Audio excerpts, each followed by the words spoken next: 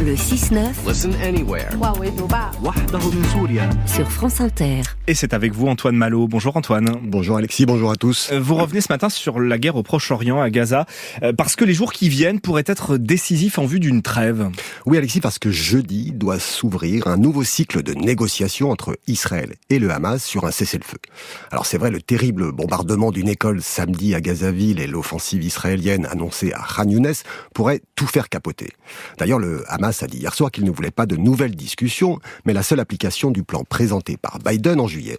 Mais il ne faudrait pas négliger l'énorme pression diplomatique qui est mise sur les uns et les autres en ce moment. Elle vient de partout, des Européens, des pays du Golfe, de l'Égypte, et puis surtout il y a Joe Biden qui se démène. Cette semaine, il va envoyer dans la région son secrétaire d'État Anthony Blinken et le patron de la CIA William Burns. C'est bien le signe qu'il attend que quelque chose sorte de ces pourparlers.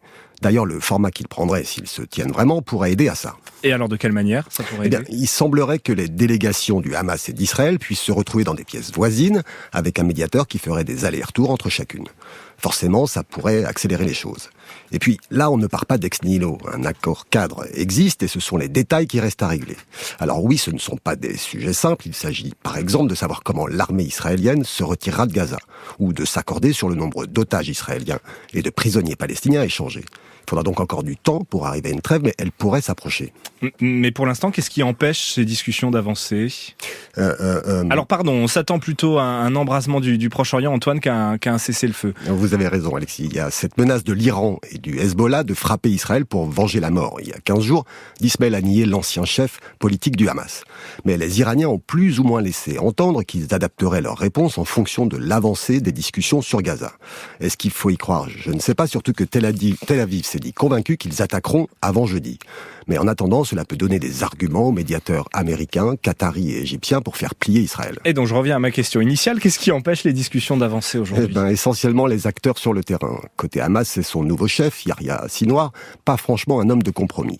Et puis il y a Benjamin Netanyahou, tout aussi difficile à convaincre. En fait, le premier ministre israélien est un peu coincé, parce qu'après le 7 octobre, il a promis à sa population d'éradiquer le Hamas. Or, c'est loin d'être le cas.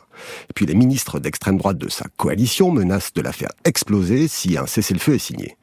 Pourtant, il y a deux choses qui pourraient l'aider à bouger. D'abord, sa cote de popularité et celle de son parti remontent. En cas d'élection, il pourrait peut-être se passer de ses alliés extrémistes.